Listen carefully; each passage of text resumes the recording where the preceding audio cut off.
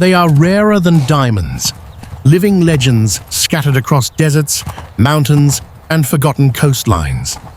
Some shimmer like molten gold, others carry the blood of kings, and a few run wild where no human dares to follow. These are not just horses, they are the last of their kind. And once they're gone forever. From the blazing sands of Turkmenistan to the icy fields of Canada, each one tells a story of survival, beauty, and history. You'll meet warriors' steeds, royal carriage horses, and wild survivors clinging to the edges of the world. And the rarest of them all? You might not even know it exists until now. This is more than a list. It's a journey through time, across continents, into the heart of what makes these creatures unforgettable.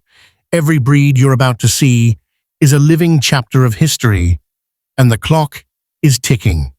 Let's begin with a horse so breathtaking it looks like it was forged from gold itself. In the blazing deserts of Turkmenistan, sunlight doesn't just shine, it ignites. And when it strikes the coat of the Akalteka, it turns to molten gold. This is no ordinary horse. This is a living jewel, a creature so rare that only around 7,000 exist on the entire planet. Bred for over 3,000 years by nomadic tribes, the Akalteka was forged in the furnace of survival, built to cross endless sands without breaking, to outrun the wind, and to bond with its rider like a shadow. Its metallic sheen isn't a trick of the light.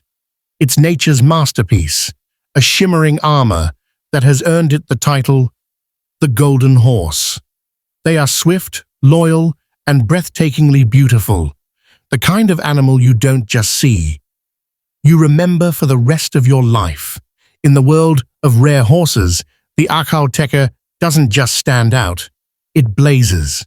For centuries, it was thought to be gone forever, a ghost from the pages of history.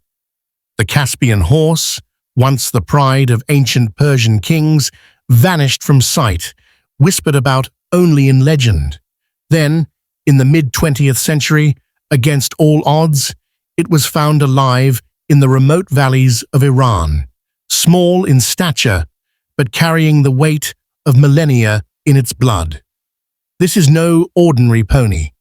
The Caspian's lineage stretches back over 3,000 years to the chariots of emperors and the courts of royalty. Sleek, refined, and impossibly agile, it was bred for speed and elegance, a living relic of a civilization's golden age. Today, only a few scattered herds remain, each one a fragile thread in the tapestry of equine history. To see a Caspian is to look directly into the past, and to witness a treasure the world nearly lost forever. In the rolling farmlands of England, there is a giant whose strength once powered an entire nation. The Suffolk Punch, solid, muscular, and always cloaked in its signature rich chestnut coat, is the oldest native draft breed in the country. For centuries, these powerful horses plowed fields, hauled heavy loads, and stood as the backbone of rural life. Unlike other breeds, the Suffolk Punch has never strayed from its purpose or its color. Every one is that deep, burnished chestnut, a living emblem of tradition. But today, this workhorse of history stands on the edge of rarity, with only a small global population left. They are calm, willing, and built like living engines, yet carry a quiet dignity that speaks of centuries of service. To see a Suffolk Punch is to witness the enduring spirit of England's countryside, a breed that refuses to fade quietly into history.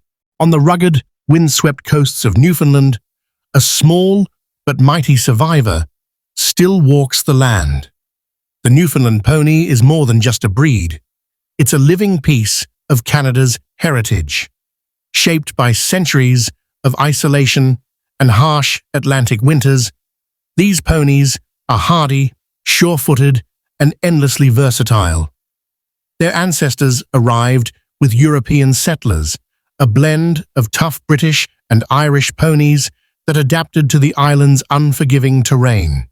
For generations, they hauled kelp from the shore, ploughed stubborn fields, pulled carts through snow-choked roads, and carried families across the countryside. They were the heartbeat of rural life. But mechanization, slaughter, and neglect nearly erased them from existence.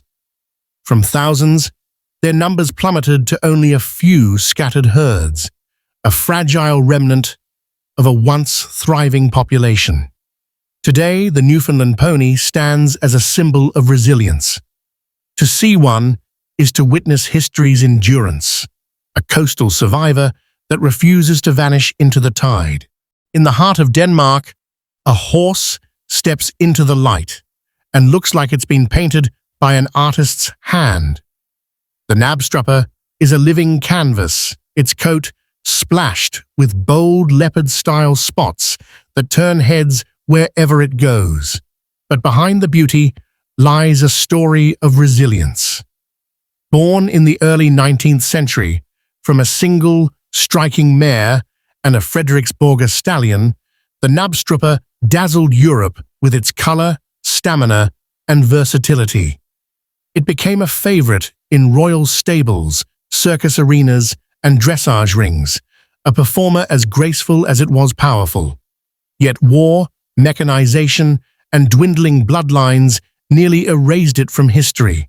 Today, only a small global population remains, most still in Europe, making every purebred a rare treasure. Whether dancing through a dressage routine or pulling a carriage with regal poise, the Knabstrupper is more than a horse. It's a masterpiece in motion, a spotted marvel that refuses to fade. From the windswept hills of Yorkshire comes a horse that once carried the pride of an empire. The Cleveland Bay, tall, powerful, and always dressed in its signature deep bay coat with black points, is England's oldest established horse breed. Its roots stretch back to the Middle Ages, when its ancestors, the sturdy Chapman horses, hauled goods for merchants and monasteries across the countryside. Over centuries, the Cleveland Bay evolved from a rugged pack animal into a refined carriage and riding horse, prized for its strength, stamina, and elegance in harness.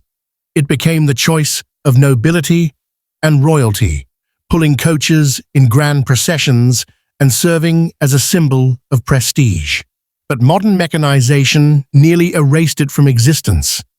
Today, only a critically small population remains, kept alive through careful breeding and royal patronage. To see a Cleveland Bay in motion is to witness living heritage, a rare blend of power, grace, and history that refuses to be forgotten. From the pages of medieval history to the heart of modern conservation, one giant still walks among us. The Shire horse, towering, broad-shouldered, and feather-legged, is the largest of Britain's native breeds, a living monument to strength and grace. Once known as the Great Horse, it carried armored knights into battle, then turned its power to the plough, the brewery dray, and the canal barge. In the age before engines, shires were the muscle that built cities and fed nations, hauling impossibly heavy loads with a calm, unshakable temperament. Their sheer size is awe-inspiring, yet their nature is gentle, almost regal. But mechanization nearly erased them. From countless thousands, their numbers fell to a fraction, leaving the breed officially at risk. Today, each shire is a rare treasure, a reminder of a time when horsepower meant flesh and blood. To stand beside one is to stand in the shadow of history's mightiest workhorse. In the heartland of America, a rare golden giant still carries the spirit of the nation's farms. The American Cream Draft is the only draft horse breed developed in the United States that still exists today. a living piece of agricultural history. Its hallmark is unmistakable, a warm, cream-colored coat that glows like champagne in the sun, pink skin dusted with freckles, and eyes the color of amber. Born from a single foundation mare in Iowa in the early 20th century, this breed was built for power, endurance, and a calm, willing nature. For decades, they pulled plows, wagons, and heavy loads, working side by side with the farmers who depended on them. But the march of mechanization nearly erased them from the landscape. Now, critically endangered, every American cream draft is a rare treasure, a gentle powerhouse whose beauty and history shine as brightly as its golden coat. In the sun-baked deserts of Rajasthan, a horse moves with the grace of a dancer and the pride of a warrior. The Marwari is instantly recognizable by its most striking feature, ears so elegantly curved that their tips nearly touch. This rare breed was born in the Marwar region of India, shaped by centuries of selective breeding under the noble Rathore rulers. Once the trusted cavalry mount of Rajput warriors, the Marwari was famed for its loyalty, bravery, and uncanny sense of direction, able to carry its rider home through endless desert even when lost. Its beauty is matched by versatility, appearing in vibrant ceremonial processions, spirited endurance rides, and even the art of equestrian dancing. For decades, the Marwari teetered on the edge of extinction, its export banned and numbers dwindling. Today, it remains a rare jewel of India, a living emblem of heritage, elegance, and unbreakable spirit. In the rugged hills and windswept valleys of northern England, a small but mighty powerhouse still carries the legacy of centuries. The Dale's pony, strong, sure-footed, and brimming with stamina, was once the lifeblood of the lead mining industry. These ponies hauled heavy loads of ore across treacherous terrain, often in long trains, moving with a speed and endurance that defied their size. Their history is woven into the very fabric of the Yorkshire Dales, where they also served farmers, shepherds, and even the British Army during both World Wars. Black is their most common color, their manes and tails long and flowing, their legs adorned with silky feathering, a blend of rugged utility and striking beauty. Today, the Dale's pony is critically endangered, its numbers a shadow of what they once were. To see one in motion is to witness a rare survivor, a living emblem of grit, grace, and the enduring spirit of the English countryside. Along the banks of Portugal's Shire River, a living fragment of prehistory still grazes under the sun. The Shire horse is one of the most primitive and endangered equines on Earth, lean, leggy, and marked with the ancient signatures of its wild ancestors. Its coat, in shades of grulla or dun, carries a dark dorsal stripe down the spine, zebra-like bars on the legs, and a shadowed muzzle, markings that whisper of a time before domestication. For centuries, these hardy horses roamed semi-wild, surviving on little, enduring heat, drought, and scarcity.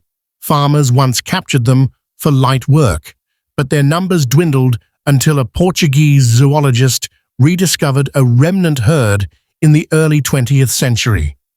Today, only a fragile population remains, fiercely protected by conservationists. To stand before a Shire is to look back thousands of years, into the eyes of a survivor shaped by the raw, untamed spirit of the Iberian wilderness. In one of the harshest landscapes on Earth, a shadow moves across the burning sands, lean, dark, and forged by the desert itself. The Namib desert horse is Africa's only true wild herd, roaming the remote Garub plains of Namibia. Athletic, muscular, and strikingly beautiful, they resemble fine European riding horses, yet they survive where almost nothing else can. Their origins are shrouded in mystery. Some say they are the descendants of shipwrecked horses that swam ashore a century ago. Others believe they escaped from cavalry units during the First World War, or from the stables of a German baron whose prized stock was left to fend for itself.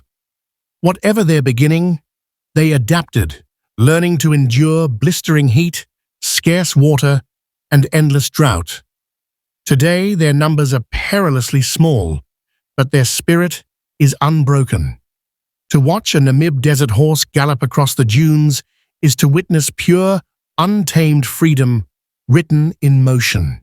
On the shifting sands and salt-kissed winds of North Carolina's Outer Banks, a wild legacy still runs free. The banker horse is a living time capsule, small, sturdy, and shaped by centuries of survival on these remote barrier islands. Believed to descend from Spanish horses that swam ashore from shipwrecks or were left behind by early explorers, they have endured isolation, storms, and scarce resources to become masters of their harsh coastal home. With compact, muscular frames, tough hooves built for sand, and a diet drawn from sea oats and marsh grasses, these semi-feral horses are as resourceful as they are resilient. They dig for fresh water, navigate dunes with ease, and live in tight-knit herds that echo the wild spirit of their ancestors. Today, their numbers are carefully protected, each one a rare thread in America's coastal heritage, a reminder that even in the modern world, some legends still run untamed. In the vast, snow-dusted landscapes of Canada, a horse once known as the Little Iron Horse still carries the strength of a nation in its stride. The Canadian horse is the country's oldest native breed, compact, muscular, and built to endure the harshest winters and the toughest work. Its story begins in the 17th century, when the King of France sent a small shipment of his finest horses across the Atlantic. Over generations, isolated from outside bloodlines, they became a distinct breed, strong enough to outwork larger horses, hardy enough to thrive on almost nothing, and versatile enough to pull a sleigh for miles or carry a rider all day. From royal stables to farm fields, from war service to carriage drives, the Canadian horse has done it all. Today, its numbers are dangerously low, but its spirit remains unbreakable, a living emblem of resilience, heritage, and quiet power. If these rare and extraordinary horses have stirred something in you, don't let their stories fade into silence. Every view, every share, every comment helps keep their legacy alive. Hit like if you believe these living treasures deserve a future. Subscribe to join a community that celebrates the rare, the beautiful, and the unforgettable. Share this video so more people can witness the magic before it's too late. Together, we can turn awareness into action, because once a breed is gone, it's gone forever. Let's make sure these legends keep running, not just in history, but in life.